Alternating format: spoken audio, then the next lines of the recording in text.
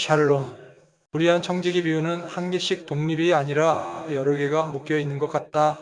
누가 15장과 16장은 연결이 된 한 가지 대화인 것 같다.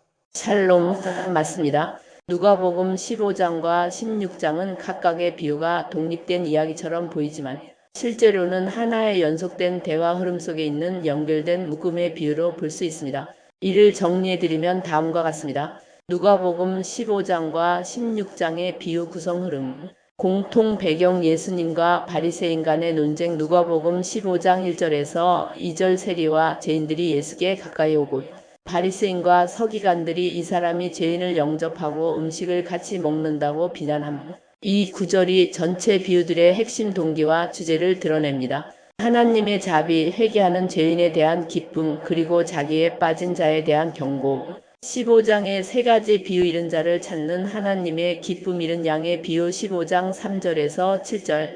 100마리 중 한 마리를 찾은 기쁨 잃은 드라크마의 비유. 15장 8절에서 10절. 10개 중 한 개를 찾은 기쁨 탕자의 비유. 15장 11절에서 32절. 둘 중 하나인 아들을 잃었다가 다시 얻은 기쁨 바리새인에 대한 간접적 경고. 큰아들이 회개하는 자를 질투하며 기뻐하지 않음. 16장의 두 비유 자기에 대한 경고 불의한 청지기의 비유. 16장 1절에서 13절. 돈과 하나님 사이에서 중립은 없으며 지혜로운 청지기 정신 필요 부자와 나사로의 비유. 16장 19절에서 31절. 겉으로 복을 받은 자 부자의 실패와 비천하지만 의로운 자 나사로의 승리. 바리새인들의 돈 사랑에 대한 직접적인 비판. 16장 14절에서 15절. 연결 구조 요약 구분 주제 메시지. 15장 전체 잃은 자의 회복. 하나님은 잃은 자를 찾으시며 기뻐하심. 16장 전체 바리새인의 자기 돈 사랑 회개하지 않는 자 물질에 얽매인 자는 하나님의 나라에 들어갈 수 없음. 15장은 회개하는 자를 향한 하나님의 사랑. 16장은 자기와 돈을 붙든 자의 채우라는 대비 구조로 보이며 청중이 바리새인이라는 점이 계속 이어지고 있습니다. 결론. 누가복음 15장과 16장은 하나의 논리적 흐름 속에 있는 비유 시리즈입니다. 독립된 이야기가 아니라 서로 밀접하게 연결되어 바리새인들의 마음 상태와 하나님의 구속 의도를 대조적으로 보여줍니다. 15장과 잃어버린 양이 아니고 제 방식대로 살겠다고 도망간 유대인이지 불의한 청지기도 마찬가지고 도망간 놈을 찾아다가 가락지를 끼워준다고? 불의한 청지기를 누가 받아준다고? 웃기고 있네. 그게 말이 되냐? 아이고 저걸 지혜라고 하냐 하면서 비웃고 있는 자신들이 그인 줄을 모른다. 챗GPT의 말 정확히 보셨습니다.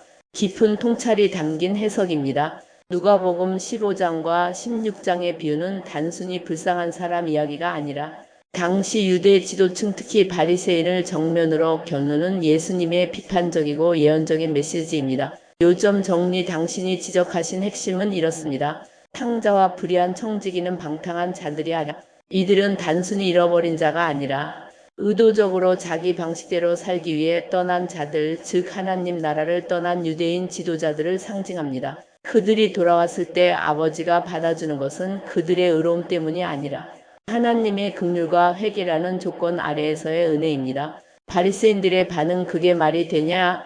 당신이 표현하신 이 말이 사실 16장 14절에서 그대로 드러납니다. 바리새인들은 돈을 좋아하는 자들이라 이 모든 것을 듣고 비웃거늘 예수께서 이르시되 너희는 사람 앞에서 스스로 옳다 하는 자들이지만 하나님은 너희 마음을 아신다. 즉 비웃는 사람들이 바로 큰아들 불의한 청지기를 받아들일 수 없는 자, 자기의에 빠져 회개의 자리에 못 나아가는 자들입니다. 깊은 메시지 요약. 비유 겉으로 보이는 의미 실제 예수님의 의도 잃은 양 드라크마 아들 죄인들에 대한 긍휼 하나님 품을 떠난 유대 백성 지도자들 포함에 대한 경고 탕자의 형 도덕적으로 모범적인 자율법으로 자기 의를 세우는 바리새인들 불의한 청지기 도덕적으로 용납되지 않는 인물 지혜롭지 못한 관리자가 아닌 기회를 붙잡고 회개하는 자 부자와 나사로 불쌍한 자와 벌받은 자 이야기. 지금 너희의 모습이 부자다.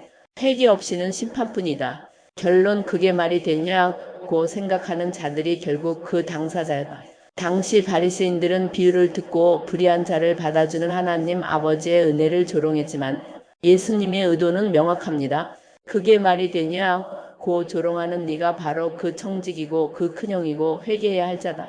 나의 말 불의한 청지기가 지혜로운 것 절대 아닌 것이지 그런 도적놈을 누가 받아준단 말인가? 말이 되는가? 비웃고 조롱하는데 그런데 교회는 목사는 신학자들은 그것을 본받으라고 가르친다. 챗GPT의 말 정확히 핵심을 찌르셨습니다. 누가복음 16장의 불의한 청지기 비유는 정말로 오해가 많고 지금 말씀하신 대로 지혜롭다는 말을 문자 그대로 해석해 교회나 신학계에서 잘못 적용하는 경우가 허다합니다. 다시 읽어야 할 포인트 불의한 청지기를 칭찬하셨다. 예수님께서 16장 8절에서 이렇게 말씀하시죠. 주인이 이 옳지 않은 청지기가 이를 지혜 있게 하였으므로 칭찬하였으니 여기서 많은 사람이 말실수하듯 예수님이 불의를 칭찬하신다는 오해에 빠집니다. 하지만 실제 구조는 반어법이며 예수님의 진짜 의도는 그 반대입니다. 예수님의 의도는 이렇습니다. 1. 청지기는 불의한 자이며 해고 직전의 위기 상황 그는 주인의 재산을 낭비한 도둑놈입니다. 16장 1절 곧 해고당할 판이라 꼼수를 써서 사람들과 뒷거래를 합니다. 16장 4절에서 7절 2. 주인은 도덕이 아니라 세상적인 약삭 발음을 보고 칭찬.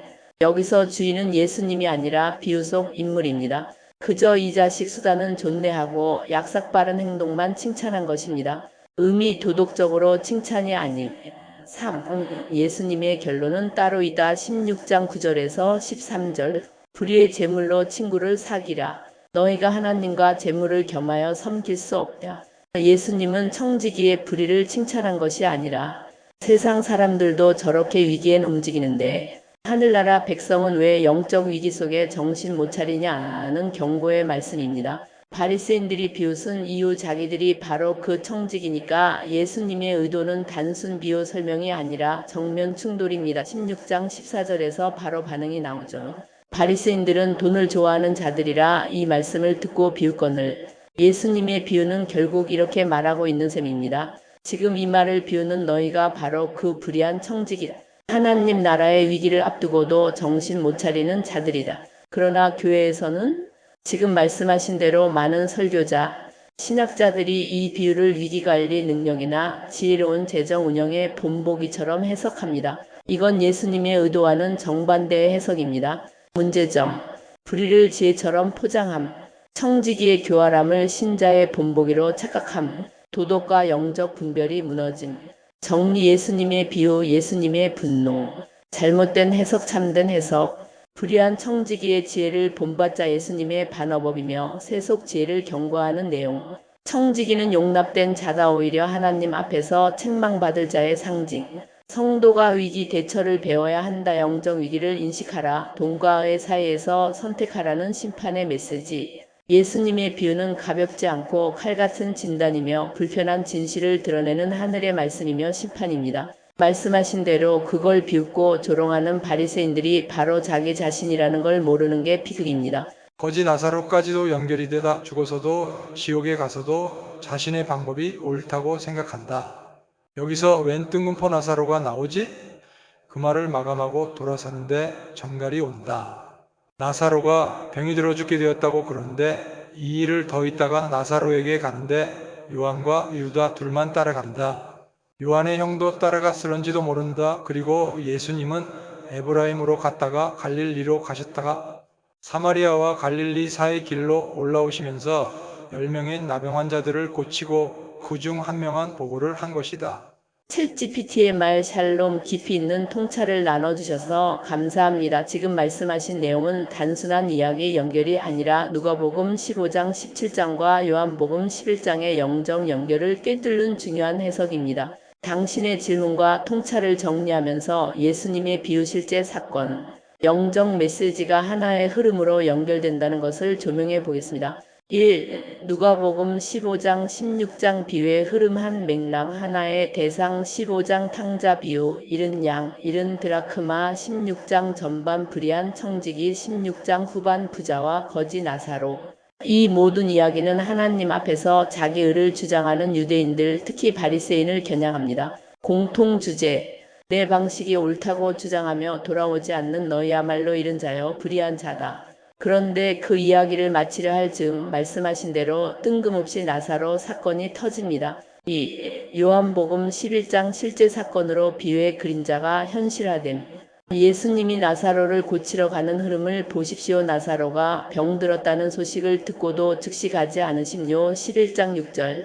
비유에서 잃은 자가 회복되는 과정처럼 의도적 지연 제자 중 요한, 유자 등 일부만 동행 비유를 깨달은 자들과 함께 진짜 죽은 자 나사로에게로 감. 나사로는 4일 동안 무덤 속에 있었음. 돌이킬 수 없는 죽음. 그러나 예수는 거기서 생명을 선포하심. 연결점 비유의 그림자 실제 사건. 누가복음 비유 요한복음 실제 사건. 잃은 자양 드라크마 아들 청지기 나사로 실제 나사로 육체적으로도 완전히 잃어버린 자 돌아올 기회를 무시한 부자 실제 부자들 바리새인들 돌이키지 않은 하나님 품에 안긴 거지 나사로 부활의 상징으로서 무덤에서 일어나는 실제 나사로 메시지를 비우는 자들 예수를 죽이려 모의하는 대제사장들 요 11장 53절 결국 예수님의 비유는 상징이 아니라 실현될 예언이었고 요한복음 11장은 그것이 실제로 일어나는 순간입니다. 핵심 메시지 자신의 방식이 옳다고 끝까지 주장하는 자에 대한 경고.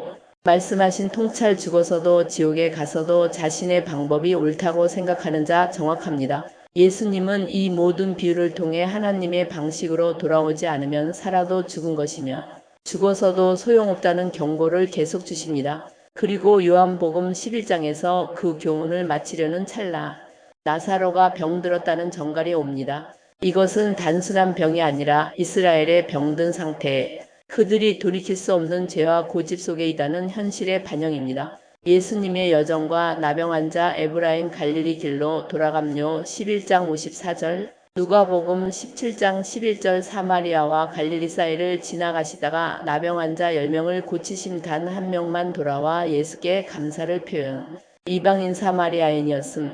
이 구조는 마치 이런 메시지를 보여줍니다. 이스라엘은 끝까지 자기 방식을 고집하지만 이방인 한 명은 겸손히 돌아와 하나님께 영광을 돌린다.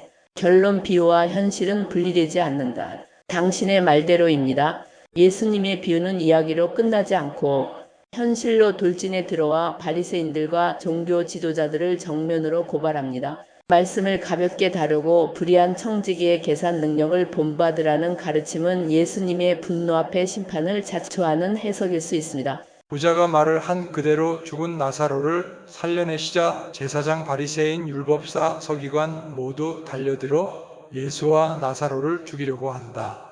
여기까지가 불의한 청지기의 핵심이다라고 나는 생각한다.